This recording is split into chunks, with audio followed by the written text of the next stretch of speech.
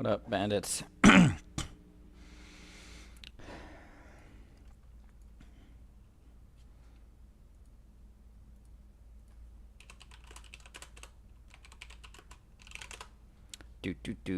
Alright, guys, how's it going? Not gonna mess around too much. Gonna try to kick this quick tonight. I'll give it a second for a few people to come on, but then we're just gonna go because I've got to get some sleep. I'm driving to Georgia overnight.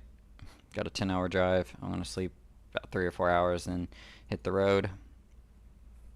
Not sure if I'll be on tomorrow in the AM to not sure if I'll be on tomorrow in the AM to trade or not. Might stop somewhere with Wi-Fi, take a few trades, and continue on. We'll see what's up.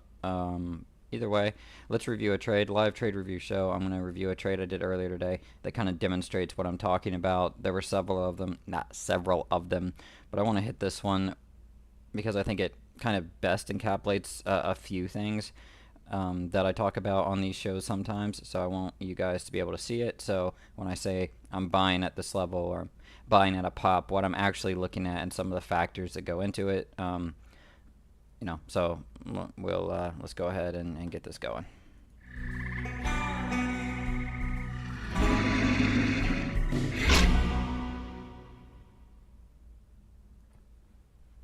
Alright, guys, so like every time, like, share, subscribe this stuff. If you think this stuff's worth your time and all that, go ahead and smash that like button. Let me know you like this stuff. After the fact, you leave a comment. Leave a comment now. Let me know that this is something that you guys like to see. I know these trade review shows are usually something people like. If you do have comments or questions, you can throw them in during it. I'll answer them afterwards or during if it's something that I can get to quickly. So if you do have any questions, go ahead, feel free to throw them in there as we get going. So the time and day here, this is 26 minutes, or roughly, what time is this if I look at this? So this is not what my trading screen looks like. This is my OBS software dragging like different sections of my screen, so it doesn't always look pretty because sometimes things gets moved around. So I'm working on that, but let's bump my face out of the way here and let's see this. So I had already traded Tesla. As you can see, if you can look at these prints down here, I had made some money in it on this breakdown, and I had traded a few times before. I'd got no PI. I was kind of iffy on it, but we were near the $1,000 level. So let's see what happens later. It's like, I was joking with CT there. I'll go ahead and mute this. If you guys do record it, you can listen to the live commentary after the fact, but let's go ahead and play this. All right, so Tesla had gone down. I had caught it. It broke through the 5-minute 200, and it was near the $1,000 level. I'm changing contracts because the 1010s didn't have PI. I'm deciding, I think I'm probably deciding what I want to play. I don't really remember here. I'm surprised I don't have an option. Okay, there we go. We went back to the 1010s. I probably didn't like any of the other ones. So this is a 1-minute breakdown in Tesla, and this is a normal at the trigger buy. So what you just saw there is a normal within 1 or 2 seconds of the candle closing, a normal buy. Within the last second or two of something buying when it's close to breaking down, a lot of times I'm buying near at the trigger. That's what this looks like. You can see the fill, not a good fill. PI was really bad today. It might have actually been a better fill. I'd have to go back and watch this. I haven't reviewed this yet, but so that's buying at the trigger. So I give it a little bit of space. I think we're going down. We're below S1. I'm not just selling because it's moving around. I think it's going to flush and go through $1,000. But I'm giving it room. I'm not very heavy. 10 contracts to me is just average, normal kind of size. So I sold here. So it's popping around. So this is what happens a lot of time when you're trying to scalp and you buy near a trigger. So I bought near the trigger, and that happened, and we kind of jumped around, and then I got stopped out because I didn't like that it wasn't going. And that was how many seconds trade? That was 59. I bought it almost at the penny at 9.59, and that was roughly 23 seconds. So it was a 23-second trade. I didn't like that it wasn't going. I didn't want to sit there and hold it, so I jumped out, and I looked at the top of the previous candle. if you just saw where my cursor went, the reason I did that, I'm checking the price. I'm going to buy it at that price. I'm looking to buy. I'm looking at the level 2. This is the level 2 in the top right-hand corner. So what I just did there, I'm watching this up here in the up top right. That's Tesla level 2.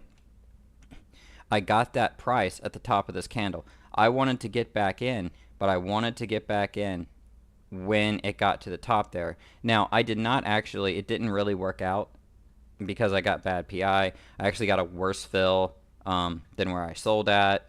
Like the fill was higher than the last sell price, so it didn't work as far as getting better improvement.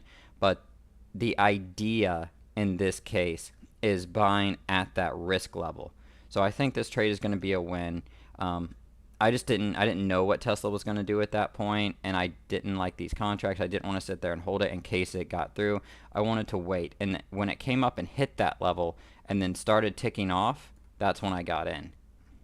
So then I got in, and it changes pretty quick because you can see all this red tape. So when it hit that level, I saw this red tape coming in up here. I saw it failing, and so now I'm pretty much green on the trade. My bid is at or around the fill, so I know pretty much no matter what. So this, it drops here. I'm up now 2 points maybe in this trade or less. As soon as it flushed here, I think I said on the mic, bye 1,000. Oh, nope, it's going to pop. It popped because of good market news. I sold when I saw that green tape coming in. If we go back and we can see when I'll jump forward. We'll see when I sold.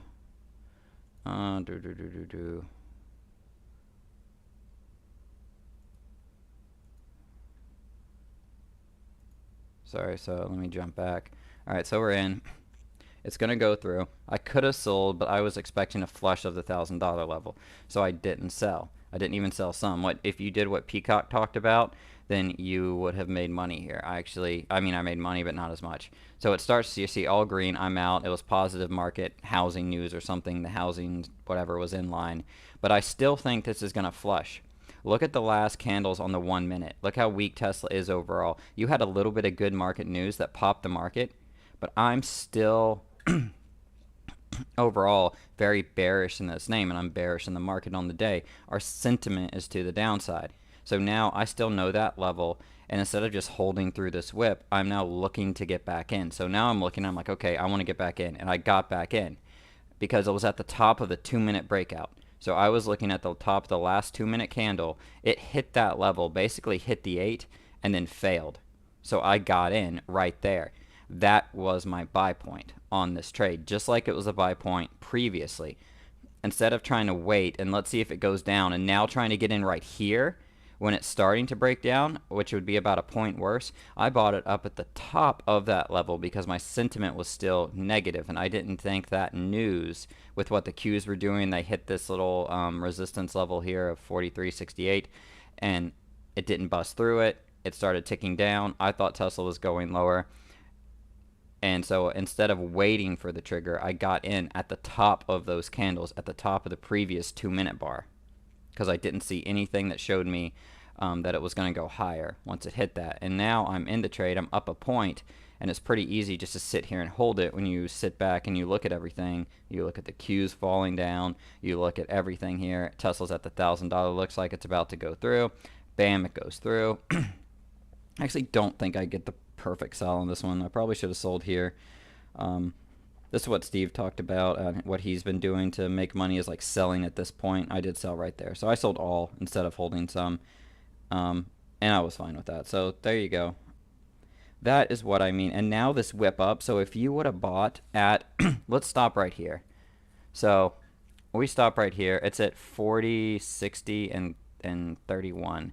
So if you would have bought there. So let's go back a few seconds and just look at the difference from when that triggered.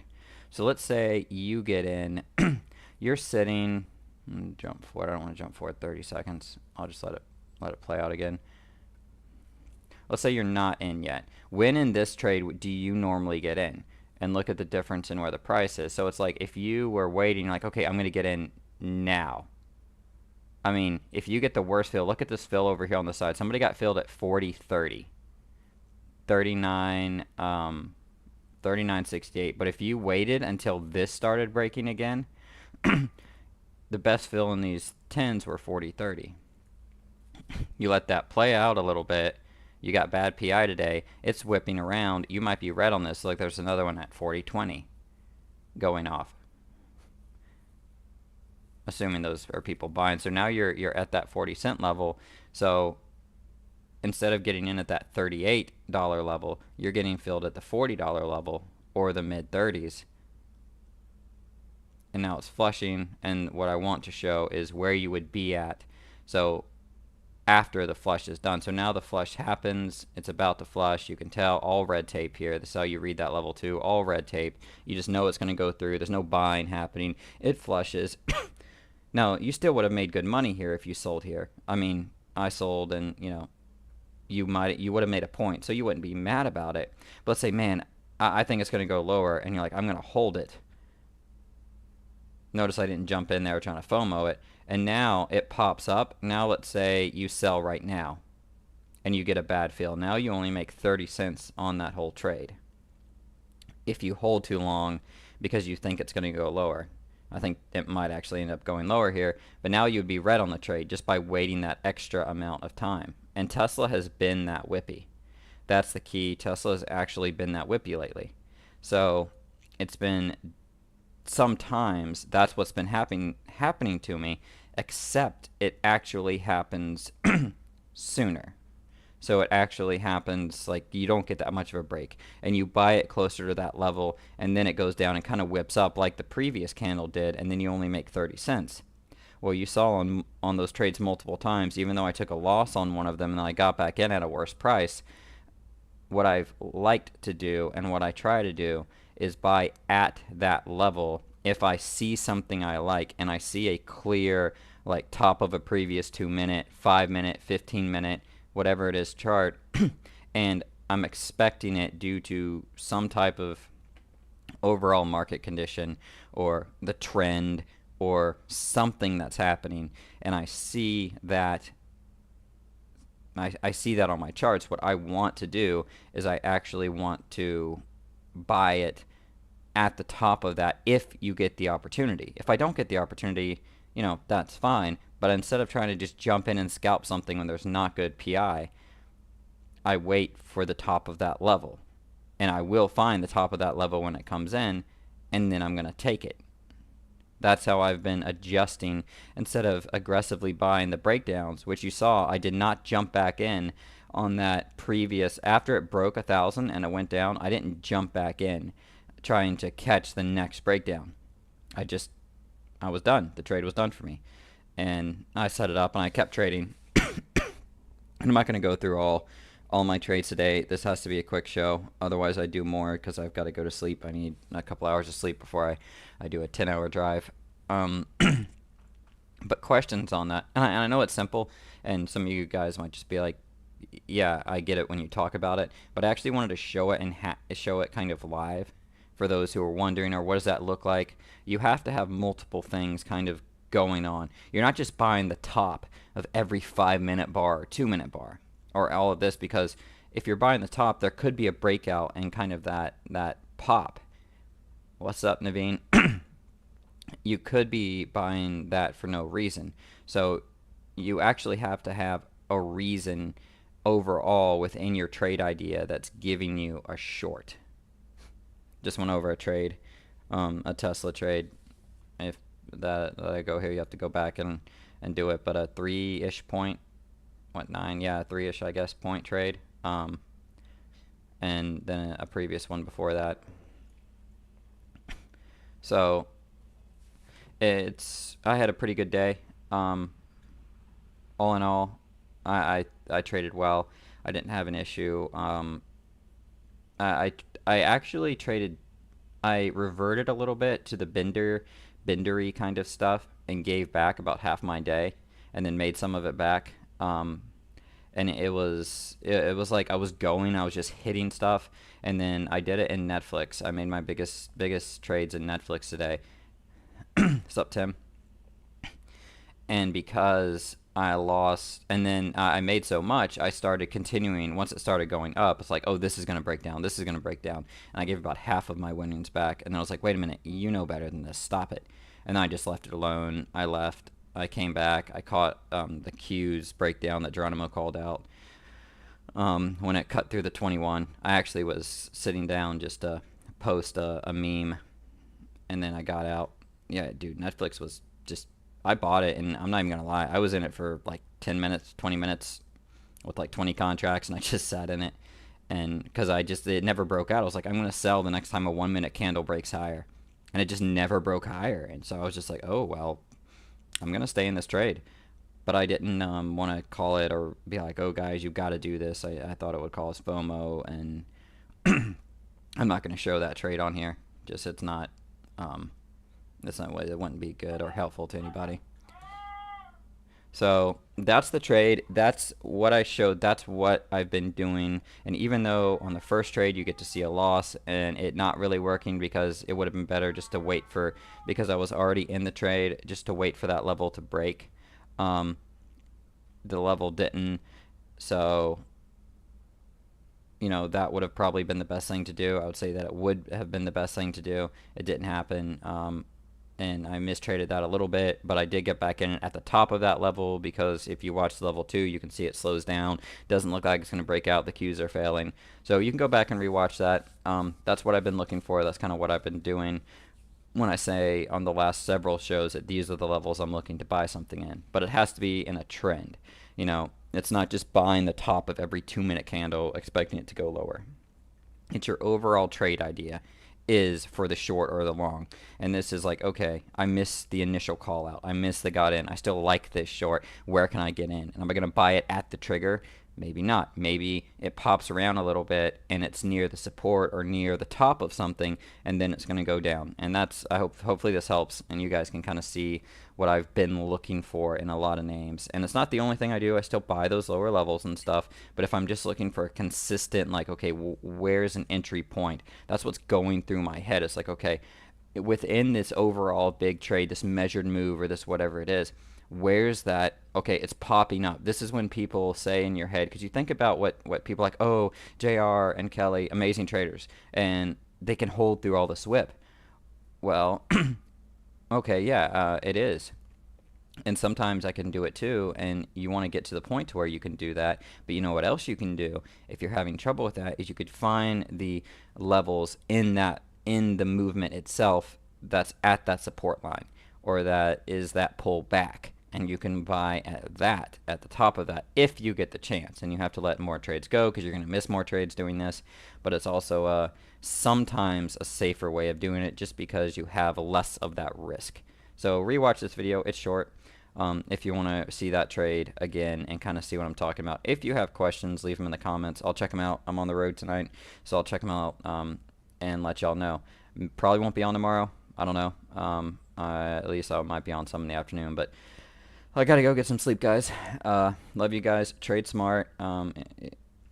If you're trading tomorrow, let me know if you have questions about this, and I'll do some more of these in the future. Have a good one.